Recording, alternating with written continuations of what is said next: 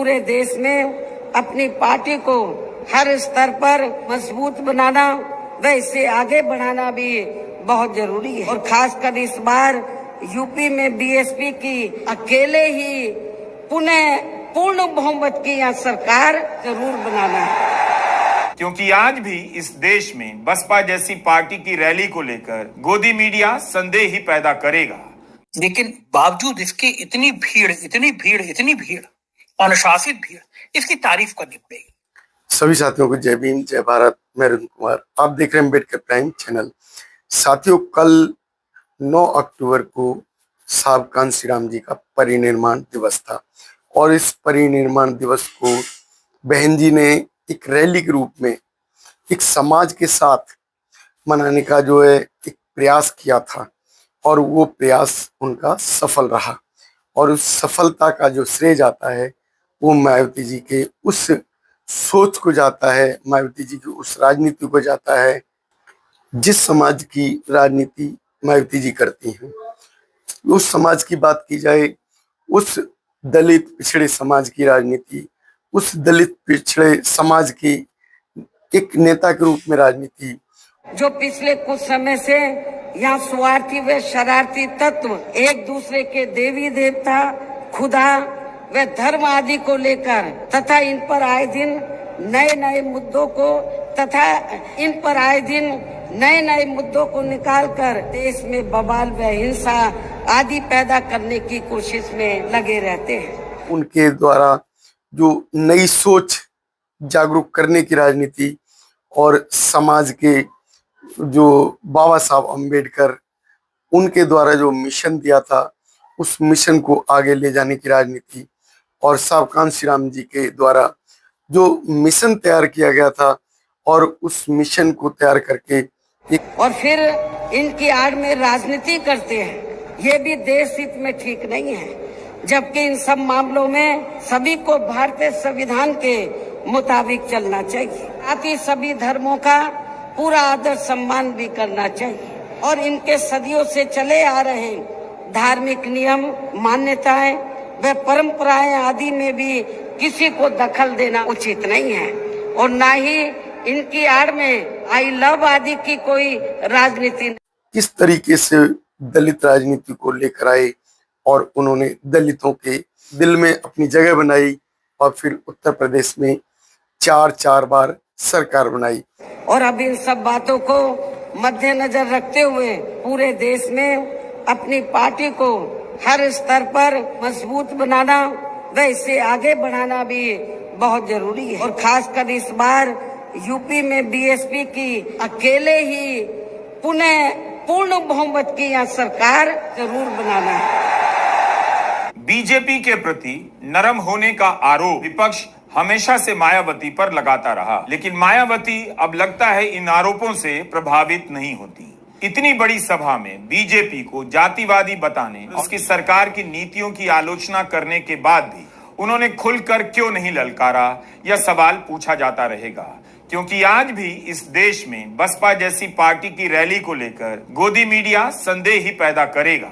मगर आज की रैली में आए लोगों की भीड़ बता रही है कि बीएसपी इस दौर में भी बिना मीडिया सपोर्ट के अपनी तैयारी करती है और लोगों को इतनी बड़ी संख्या में जुटाकर दिखा देती है। लेकिन क्या प्रदर्शन विधानसभा में नतीजों में भी बदलेगा? उसके विधायकों की संख्या 1 से बढ़कर 200 पार हो जाएगी। और सरकार का जो है बनाने का जो श्रेय दिया मायावती जी को। अब उन मायावती जी की बात की जाए जिन्होंने अपना पूरा का पूरा जीवन इस दलित समाज के लिए, के पिछड़े समाज के लिए, एक गरीब समाज के लिए अपना न्यौछावर कर दिया। और लेकिन बावजूद इसके इतनी भीड़, अनुशासित भीड़, इसकी तारीफ करनी पड़ेगी। क्या ये सारी भीड़ मायावती की थी या क्या व्यू रचना करी है सर मायावती ने? कोई बड़ा गेम प्लान है? राजनीति में इस तरह के प्रयोग या संयोग क्या कहलाते हैं? क्या है मायावती की इस रैली का राज? लेकिन जो कल जो देखा गया लखनऊ में भीड़ का जो अंबार था, भीड़ की जो है वो जितनी भी प्रशंसा की जाए मायावती जी की राजनीति की उतनी कम है। और अब इन सब बातों को मद्देनजर रखते हुए पूरे देश में अपनी पार्टी को हर स्तर पर मजबूत बनाना व इसे आगे बढ़ाना भी बहुत जरूरी है। और खासकर इस बार यूपी में बीएसपी की अकेले ही पुनः पूर्ण बहुमत की यहाँ सरकार जरूर बनाना है। क्योंकि जो अभी की राजनीति है वो पूरी तरीके से ध्वस्त हो गई। जो मायावती जी की राजनीति के सामने चाहे कोई पक्ष हो या विपक्ष हो, चाहे सत्ताधारी हो या विपक्ष के वो उत्तराधारी हो, जिन्होंने अब तक जो है मायावती जी की राजनीति को नहीं समझा था, उस राजनीति को उन्होंने कल समाज के सामने रख दिया। 13 साल से जो की सत्ता से दूर रही हो और सत्ता से दूर रहने के बाद अगर इतनी भीड़ इकट्ठी कर दी, वो भी अकेले उत्तर प्रदेश में, ये पूरे देश की बात नहीं, केवल उत्तर प्रदेश में, तो एक सोचने की बात है कि मायावती जी वो नेता हैं जो दूसरा कोई आज के समय नहीं है। ऐसी भीड़ अब तक जो है हमने जो पढ़ा था और हमारे जो इतिहास में हमने उसकी चर्चा सुनी थी। पहली भीड़ तो बाबा साहब अम्बेडकर जी के जो है जिसमें अंतिम क्षण था उस समय देखने को मिली।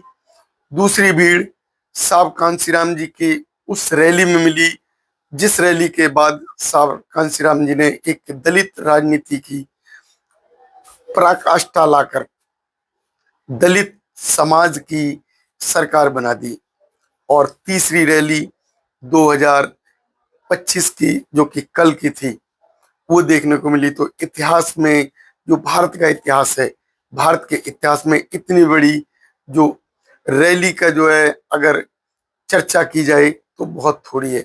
और चर्चा तो होती ही रहेगी क्योंकि अभी तो चर्चा की शुरुआत हुई है, अब चर्चा दिन प्रतिदिन ऐसी चलती रहेंगी। समाज के प्रति जो उनका समर्पण है उसकी चर्चा दिन रात होती रहेगी। कुछ लोग उनके प्रशंसक हैं और कुछ लोग उनके विरोधी हैं।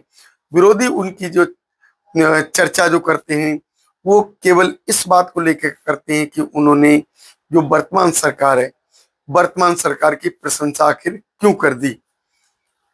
वो लोग प्रशंसा करने से डरते हैं, वो प्रशंसा वाली बातों को नहीं समझ पाते।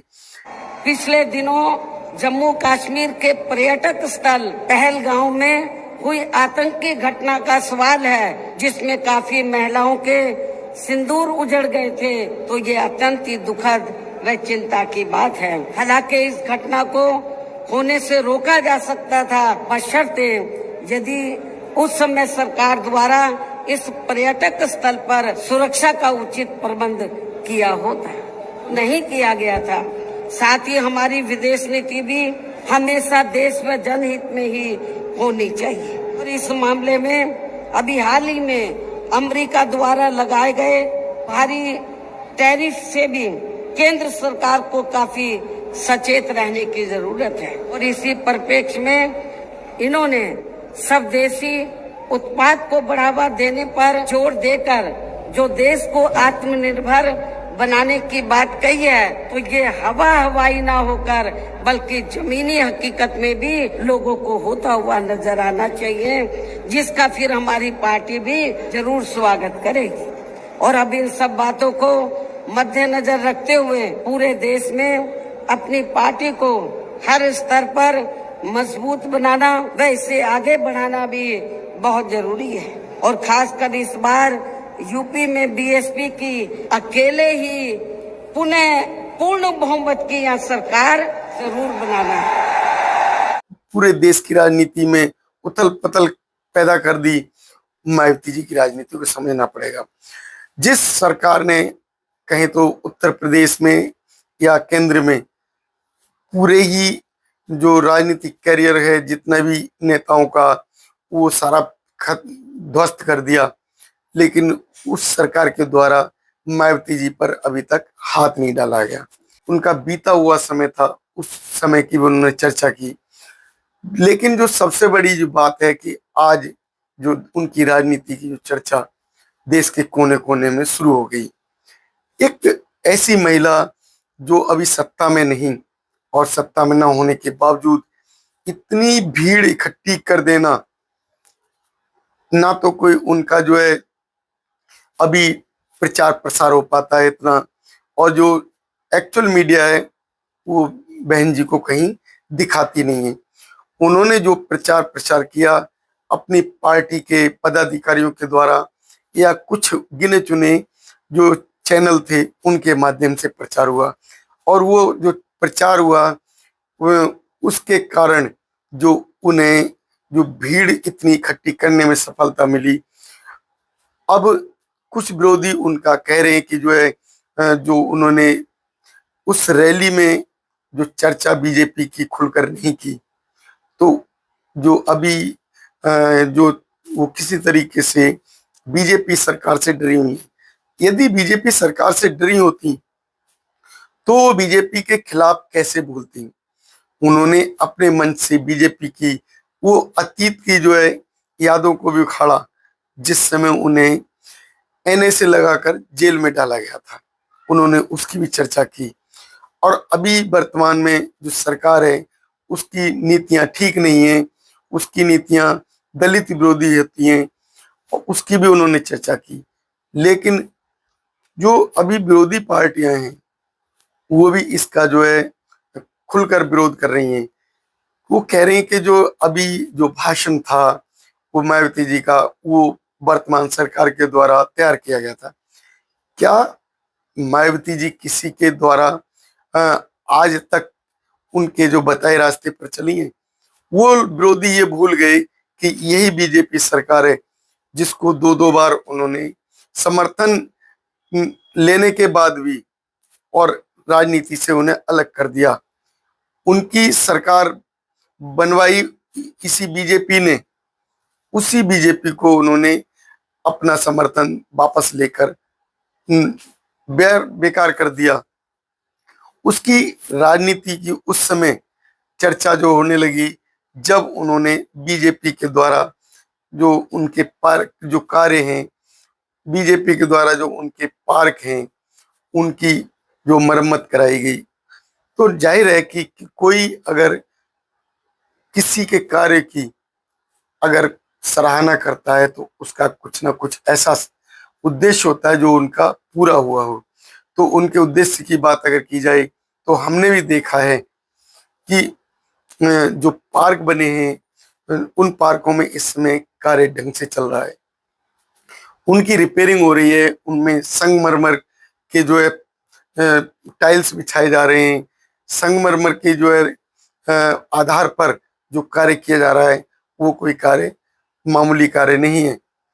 जो बड़े बड़े पार्क हैं उनके अंदर जो हाथी के मूर्तियां लगी हैं या जो स्मारकें बने हुए हैं उनके अंदर जो अभी मरम्मत का कार्य चल रहा है अभी वर्तमान सरकार के ही द्वारा चलाया जा रहा है।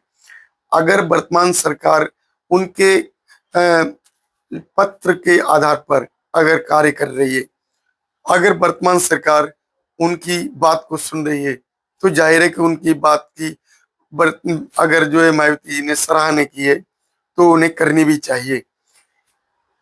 अगर हम किसी दुकान पर जाते हैं सामान लेने के लिए, सामान भी लेते हैं और सामान के बदले हम पैसे दे देते हैं, तो उसका कोई मोल तो होता नहीं है, लेकिन फिर भी हम दुकानदार को कहते हैं कि धन्यवाद। तो उन्होंने जो रैली के अंदर जो काम किया, जो उन्होंने बीजेपी को धन्यवाद किया, तो वो ठीक इसी प्रकार का है, क्योंकि जो पार्क हैं वो दलितों के ही पार्क हैं। वो पार्कों में हमारा ही पैसा आता है, लेकिन हमारे पैसे को अगर वो बीजेपी सरकार मायावती जी के पत्र के आधार पर अगर कार्यों में लगा रही है, खर्च कर रही है, तो धन्यवाद की पात्र बीजेपी सरकार है। तो मायावती जी ने कुछ ऐसा गलत उसमें नहीं कहा, लेकिन आलोचक जो होते हैं उनका कार्य ही आलोचना करना होता है। चाहे वो समाजवादी सरकार हो, चाहे वो कांग्रेस हो, उनके समय में अगर किसी तरीके से समाज के प्रति कार्य नहीं हुए तो उनकी भी बहन जी ने आलोचना की। और अभी वर्तमान में जो पुलवामा के हमले हुए या जो है अभी जो शहीद हुए लोग, तो उसमें उन्होंने आलोचना सरकार की भी की। तो लोग जो कहते हैं कि सरकार की आलोचना नहीं की, तो वो भूल जाते हैं कि बहन जी हैं। वो किसी भी व्यक्ति की आलोचना करने से पहले ये नहीं सोचते कि उनकी आलोचना का क्या परिणाम होगा, लेकिन वो आलोचना करती हैं, खुल के करती हैं। जो अभी विरोधी लोग कुछ इस तरीके के वक्तव्य बोल रहे हैं, शायद वो भूल जाते हैं कि इस तरीके का जो उनका वक्तव्य है वो किसी भी तरीके से मायने नहीं रखता। साथियों, आप लोगों की क्या राय है हमारी इस वीडियो पर अवश्य बताएं। यदि आप लोग हमारे चैनल पर नए हैं तो हमारे चैनल को सब्सक्राइब करें और वीडियो को लाइक शेयर अवश्य करें। धन्यवाद। नमोदय, जय भीम साथियों।